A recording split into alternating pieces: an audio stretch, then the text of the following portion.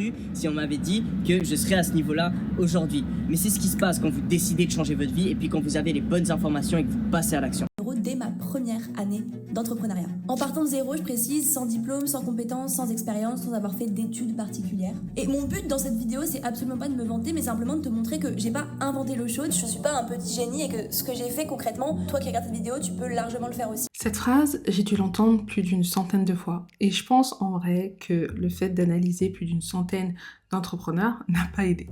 Mais je pense pas me tromper si je dis que je pense que toi aussi tu l'as déjà entendu pas mal de fois. Même phrase, même structure, même promesse. Et tu sais quoi ? Ça marche. À chaque fois. Moi, je suis Didi, je suis stratégiste YouTube et aujourd'hui au sein de cette vidéo, je vais t'expliquer tout ce qu'il y a derrière le contenu des entrepreneurs. Pas pour critiquer, mais pour que tu puisses comprendre toi-même les codes et pour que tu puisses les réutiliser sans devenir une caricature. Alors, il y a un truc, c'est que ma grande sœur, elle a voulu se lancer en e-commerce. Et comme chaque personne avec un minimum de sens, elle est partie chercher sur YouTube pour voir ce qu'elle pouvait trouver. On va parler de comment devenir millionnaire, mais avant de commencer, j'ai toujours plein de questions sur quel matériel j'utilise, etc. Donc, en plus de ça, j'ai fait un petit peu de shopping, donc je vais juste vous présenter tout ça, puis ensuite, on rentre à fond dans le sujet. Et elle a acheté sa formation. Pourquoi ? Tout simplement parce que Yomi est fort pour une chose, le storytelling. Bien qu'il n'est pas aussi fort que Sam Hamar sur ce terrain-là, faut le dire. Et est-ce que tu connais le voyage du héros ? Car ici, la structure, elle est partout. Ça commence par la situation initiale. Avant, j'étais comme toi. J'étais fauchée. J'avais pas d'argent. J'étais perdue. J'avais aucune perspective d'avenir. Et grâce à ça, déjà, on peut s'identifier. Ensuite, on a l'obstacle. J'avais plus d'argent. J'avais les impôts au cul. J'avais une maladie. J'ai drop out. J'ai abandonné les études. Peu importe. En gros, l'idée, c'est que là, il y a quelque chose qui vient casser le pattern. Et c'est quelque chose de pas vraiment cool. Ensuite, on a la quête. J'ai découvert telle activité, j'ai découvert l'e-commerce, j'ai découvert les SaaS, j'ai découvert le SMMA, j'ai découvert la crypto, peu importe, tu as découvert quelque chose. Le sport, tu as découvert que tu pouvais perdre du poids, tu as découvert la cure contre le cancer, peu importe, tu as découvert quelque chose. Et ensuite, tu as grindé, tu as poncé le truc. Tu as été obsédé, tu es waouh. Ensuite, tu as la résolution. 6 mois après, j'ai fait mes 10 000 premiers euros. 3 ans plus tard, j'ai fait 1 million d'euros. Bref, en général, c'est quelque chose comme ça. Mais parfois, il se passe rien. Mais généralement, dans l'histoire, c'est ça qui se passe. Et enfin, la morale. Si moi, j'ai pu le faire, je ne suis pas plus intelligent qu'un autre. Donc toi aussi, tu peux le faire. C'est pas nouveau, c'est pas malhonnête, c'est juste la même structure qui est utilisée. Et ça, depuis des millénaires. Et en faisant ça, forcément, c'est beaucoup plus facile de faire confiance. Ma sœur, en soi, elle n'a pas acheté une formation. Elle a acheté la possibilité d'une transformation. Mais en vrai, toutes ces structures, c'est de la surface. C'est de la surface car c'est maîtrisé. On maîtrise le décor, les mots, la timeline émotionnelle. Je vais te donner une petite donnée intéressante. Est-ce que tu savais que plus de 50% des acheteurs de produits de luxe ne mènent pas du tout une vie de luxe. Ils n'ont pas du tout les moyens de mener cette vie. C'est ce qu'on appelle les acheteurs aspirationnels. Et ça représente une très grosse part du gâteau. Et en fait, l'idée de ces acheteurs, c'est de mettre un premier pied dans le monde du luxe. Mais ce qui s'est passé ces dernières années, c'est que les marques de luxe ont voulu drastiquement augmenter leur prix. Et donc, comme ils ont drastiquement augmenté leur prix, ces acheteurs aspirationnels n'avaient plus les moyens d'acheter ces produits. Du coup, qu'est-ce qui s'est passé ? Pour la première fois depuis plusieurs décennies, le luxe a reculé. Et donc la question c'est, est-ce qu'on peut vraiment se passer des acheteurs aspirationnels ? Eh bien ça, les entrepreneurs l'ont bien compris. Mais bon, maintenant les entrepreneurs ils font pas que de l'aspirationnel. Parce que s'ils faisaient que de l'aspirationnel, ils seraient vus comme des charlatans parce que maintenant, plus personne ne fait confiance à personne. Donc d'abord, il y a l'inspiration, c'est ici qu'on va trouver le lifestyle, les voyages, le luxe, les voitures, les montres, tout ce que tu veux, tout ce dont tu rêves, c'est ici que tu vas le retrouver. Ensuite, tu vas retrouver l'éducatif. Donc ici, c'est là où on va parler de stratégie, où tu vas voir les tutos, tu vas voir les process, tout ce qui, en fait, peut apporter de la crédibilité. Mais tout ce qui peut aussi apporter des acteurs beaucoup plus sérieux. En gros, les clients qui vont sûrement te payer le plus et te faire le moins chier. Et en 3, on a l'intimité.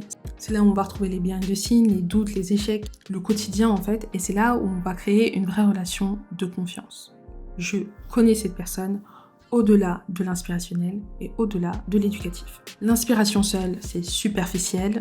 L'éducationnel seul, c'est ennuyant. Et puis surtout, c'est de moins en moins efficace avec l'arrivée des intelligences artificielles. L'intimité seule, tu es tout simplement un influenceur. Tu es Lena Situation. Mais le cumul des trois, c'est vraiment très très puissant. Et d'ailleurs, je trouve qu'il y a 2 entrepreneurs qui le font très bien, c'est Gemeos en vrai. Donc, il y a une agence Webflow, donc ils font des sites internet et ils ont une chaîne YouTube. Et donc, ils ont un format vlog qui est leur format phare. Et à travers ces vlogs, ils vont montrer leur process, comment ils fonctionnent en interne. Ils vont aussi montrer leur lifestyle, donc ils peuvent faire rêver les gens. Et en même temps, ils vont montrer s'il y a des doutes, des choses qui ne fonctionnent pas. Leurs vlogs arrivent très très bien à mêler les trois. Parce que leur chaîne YouTube attire énormément de clients. Il faut être sur YouTube, les gars. Il faut être sur YouTube. C'est pas moi qui fais les règles. Et à la fin, pourquoi je te dis tout ça ? Parce que ma grande sœur, et oui, on n'a pas oublié ma grande sœur. Ma grande sœur, c'est une acheteuse aspirationnelle. Tout ça, ça lui a donné envie. Et c'est pour ça qu'elle est passée à l'action. Mais il n'y a pas que l'inspirationnel qui l'a fait passer à l'action.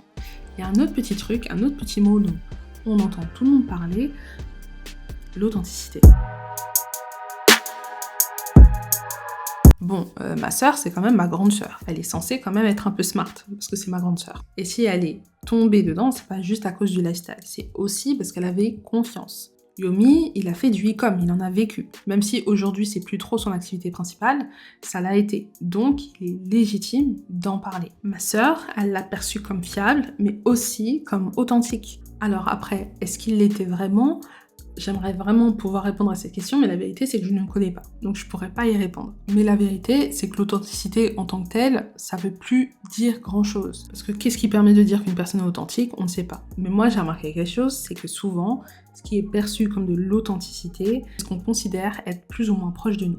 Donc par exemple, si je te vois faire la vaisselle ou faire à manger chez toi alors que techniquement tu fais des millions, je vais te percevoir comme authentique alors que peut-être tu ne l'es pas parce que tu commandes tous les jours et tu manges dehors tous les jours. Mais là tu fais semblant devant la caméra. Et en fait, il faut comprendre un truc avec les entrepreneurs.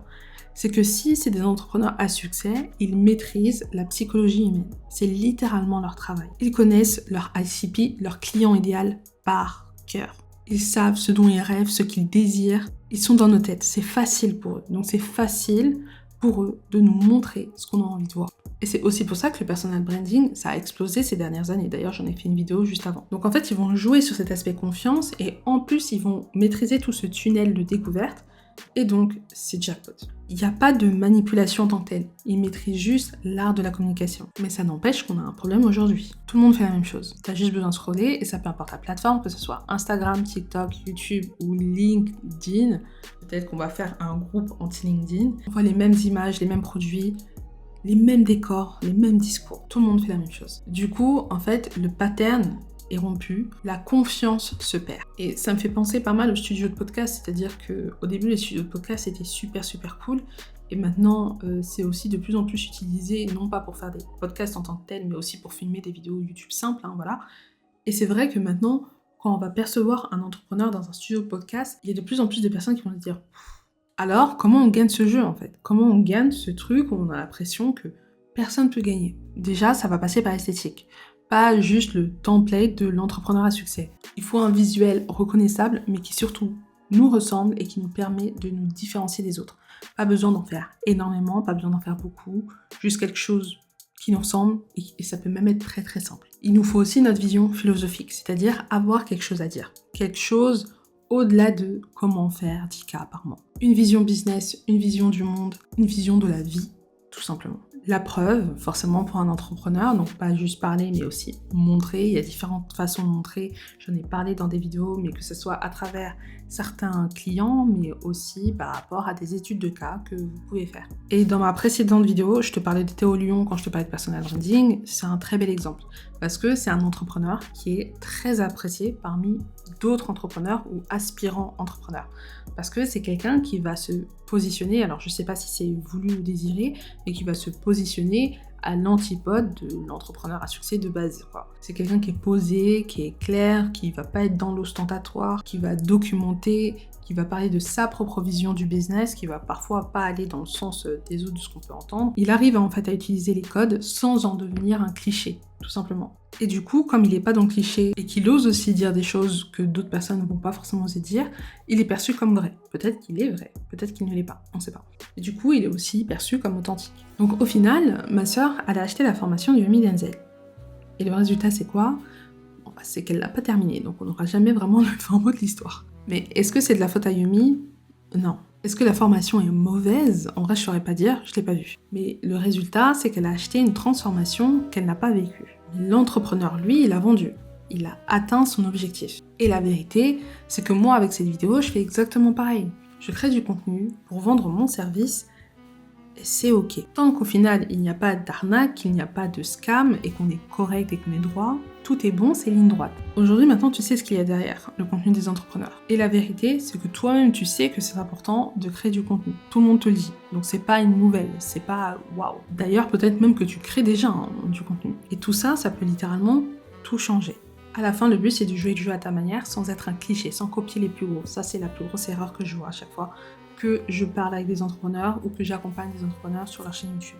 Les gens n'achètent pas uniquement la technique, et même souvent, c'est pas ce qu'ils achètent, ils achètent ce qu'ils croient.